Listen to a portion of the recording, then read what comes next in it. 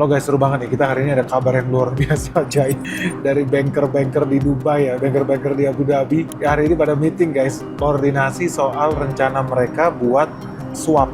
Jadi currency swap sama Amerika Serikat. Jadi Scott Bessent guys ya, Menteri Keuangannya Amerika Serikat itu dijadwalin bakal meeting nih. Harusnya sekitar bulan depan sama Bank Sentralnya Emirat Arab, sama IMF, sama Bank Dunia. Nah ini penting banget nih guys. Kenapa update dari banker-banker Dubai hari ini itu menurut gue sih mengejutkan ya. Karena lu tahu ya, Jerome Powell itu kan sangat-sangat anti-Trump. Jerome Powell itu pengennya suku bunga itu tetap tinggi guys. Nah, harusnya Jerome Powell itu juga udah habis nih masa berlaku dia sebagai juragan bosnya, gubernurnya The Fed. Kalau perkiraan gue dia harusnya hilang kan, bulan Mei ini hilang, ganti sama Kevin Warsh, orangnya Donald Trump. Nah tapi ada perkembangan menarik nih. Ini dari gosip banker-banker di Dubai. Official nih, resmi.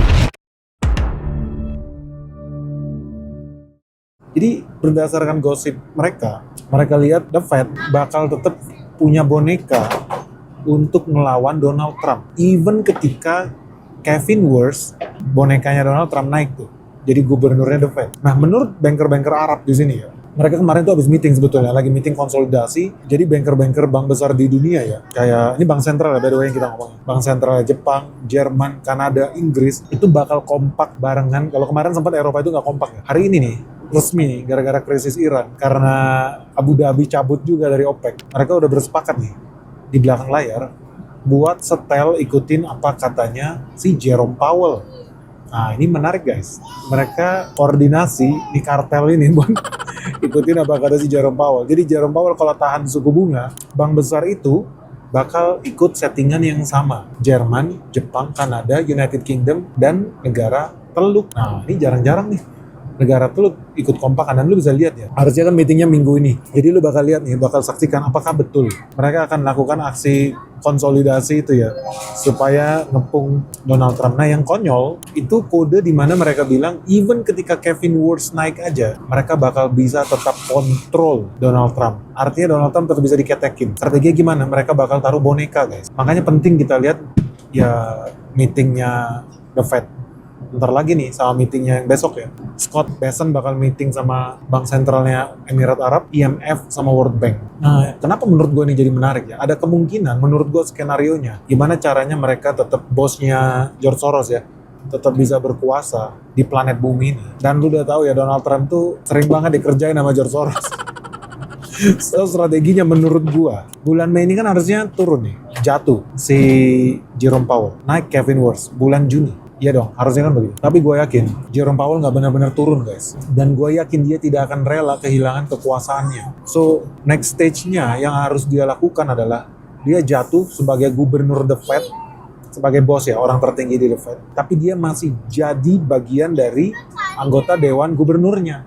Anggota Dewan Gubernur The Fed itu isinya gubernur dari bank sentral negara-negara bagian. Nggak semua negara bagian punya bank sentral, by the way.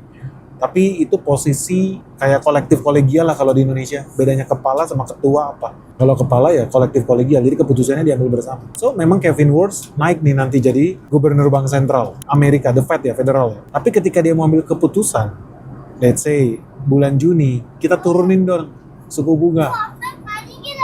Gua yakin nggak dikasih izin. Kenapa? Karena kalau dia mau ambil keputusan turunin suku bunga, sekarang dia harus yakinkan Jerome Powell yang gagal nyungsep guys, gagal cabut. Ternyata dia tetap bercokol. Masuknya dari mana? Dari Dewan Gubernur. Hebat ya? Lu nyambung gak yang gue bilang? Jadi dia jatuh dari posisi kepala Bank Sentral Amerika Serikat, gubernurnya The Fed, tapi dia tetap nyantol di Dewan Gubernurnya dia. Karena isinya The Fed itu ya gubernur-gubernur bank sentral dari negara-negara bagian juga. Nah ini bisa jadi batu sandungan buat si Donald Trump guys. Ini seru ya memang ya, politisasi di Amerika Serikat. Karena kemarin sebenarnya sempat deal-dealannya gini. Kan Jerome Powell dikriminalisasi ya. Dia bangun gedung baru, The Fed bikin gedung proyek triliunan. Menurut Donald Trump ada korupsi di situ. Jadi diinvestigasi kasus korupsi. Syaratnya sama Donald Trump, lu kalau nggak mau masuk penjara, lu mundur. Harapannya begitu dia mundur, Kevin Warsh naik jadi gubernur bank sentral. Nah, dealan terakhir, Jerome Powell mundur nggak? Iya, dia mundur. Tapi ternyata nanti dia masuk dari posisi Dewan Gubernur Bank Sentral di negara bagian ini. Seru ya? Hebatnya gini, buat lu bisa dicalonin sama Donald Trump, ternyata deal-dealannya si Jerome Powell, dia minta supaya dia tidak dikriminalisasi. Sehingga kemudian kemarin Jaksa Agungnya Amerika Serikat, orangnya Donald Trump, akhirnya memutuskan dia ngedrop gugatan terhadap Jerome Powell. Di-drop nih gugatan terhadap Jerome Powell. Investigasinya di-drop. Kenapa? Karena Jerome Powell itu stalling. Akibatnya Kevin Warsh waktu lu mau jadi bos bank sentral kan lu harus interview ya sama anggota DPR di sana ya di Amerika Serikat. Kevin Warsh banyak banget gangguin bro. Dipersulit lah. Ini baru pencalonan ya. Baru balon. Bakal calon. Itu aja udah digangguin.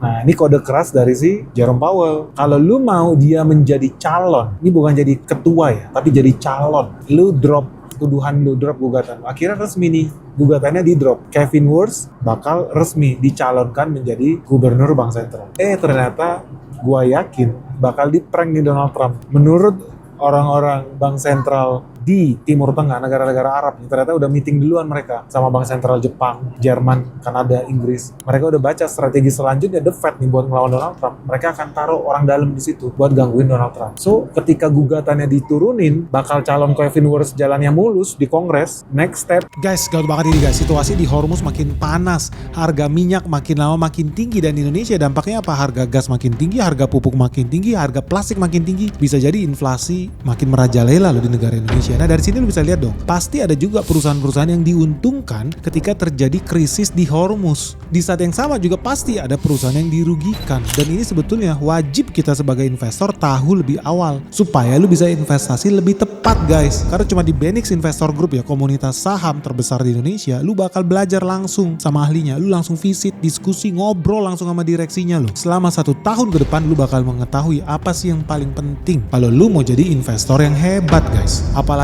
di tengah dinamika situasi global yang makin gak menentu ini, 90% investor tuh nyungsep guys, rugi. Lu jangan sampai jadi mereka lah. So teman-teman, tunggu apa lagi guys? Yuk segera bergabung di Benix Investor Group, daftarkan diri kalian di nomor yang ada di bawah ini, atau kunjungi website www.benix.id sekarang juga, karena kita sebentar lagi mau ada event spesial loh. Kita mau ada acara temu emiten, kita mau ada site visit, dan kita mau ada gala dinner nih. Yuk segera daftarkan dirimu sekarang juga supaya lu bisa segera diskusi di grup Discordnya Benix Investor Group dan ngobrol sama teman-teman yang lain. Oke guys, segera hubungi admin kita Michelle di nomor WhatsApp 0811 868 959.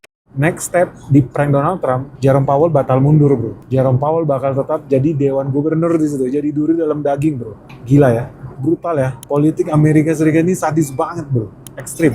Nah yang lebih seru lagi sebetulnya suku bunganya. Menurut gue suku bunga di Amerika Serikat tuh nggak bakal turun. Ya namanya Jerome Powell ya, kalau bisa ngerjain Donald Trump, dia akan kerjain sampai detik-detik terakhir ya. Jadi gue yakin banget nggak bakal berubah sih suku bunga. Apalagi estimasinya inflasi itu bakal naik 4%. Jadi at the end of 2026, inflasi di Amerika Serikat itu harusnya di atas 4%. Artinya dengan logika itu harusnya suku bunga dinaikin guys. Ingat ya, menurut versi Bank Sentral Amerika, idealnya inflasi itu di 2%. Jadi kalau pakai logika itu, harusnya suku bunga bukan ditahan, tapi malah dinaikkan.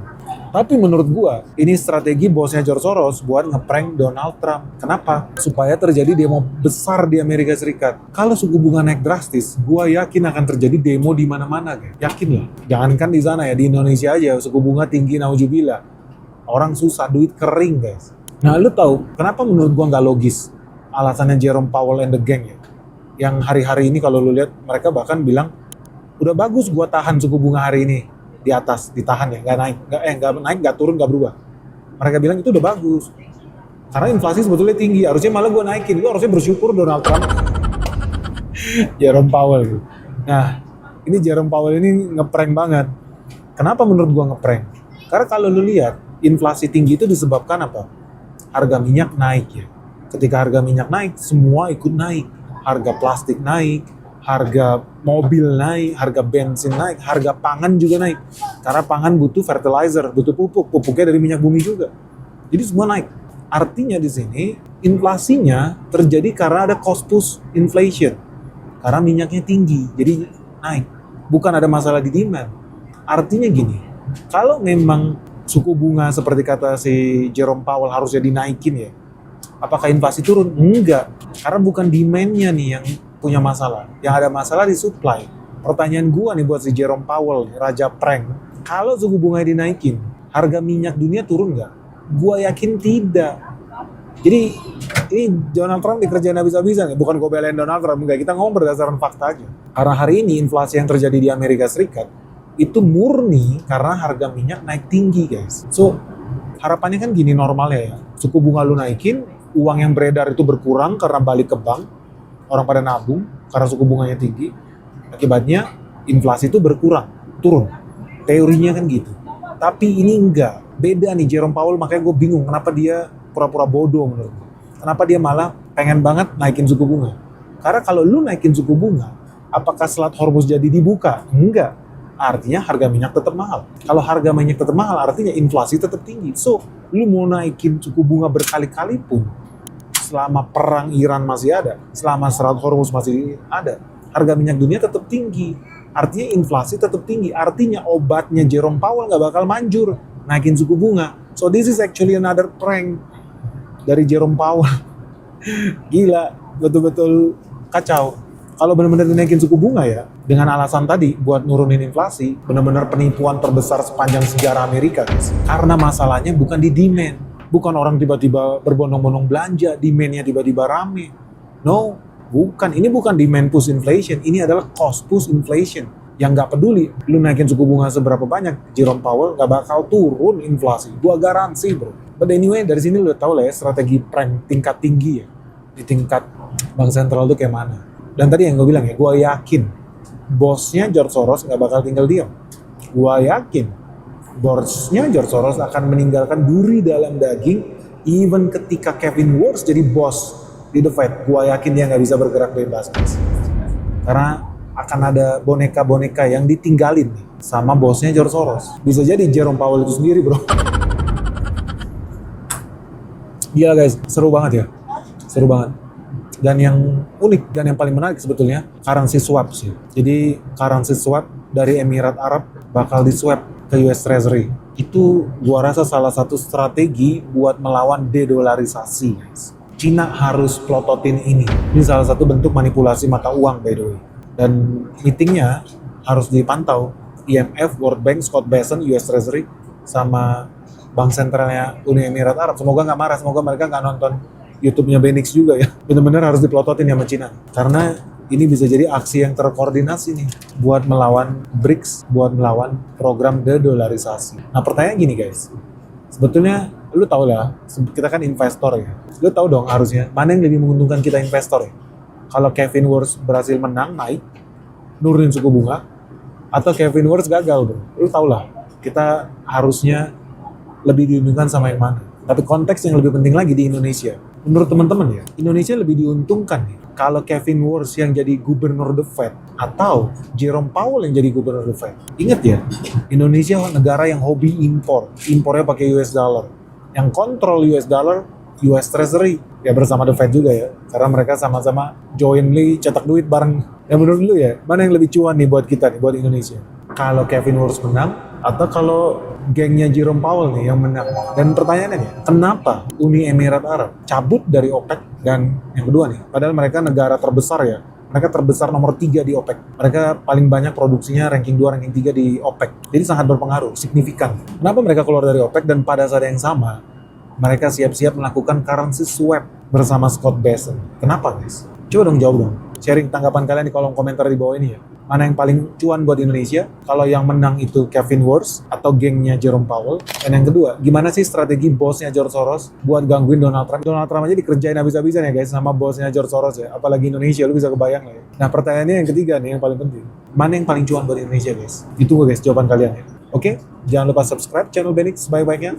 Jangan lupa share video Benix sebaik-baiknya. Segera like and subscribe YouTube-nya Benix. Semoga video ini bermanfaat. Salam sehat, salam cuan. Bye-bye.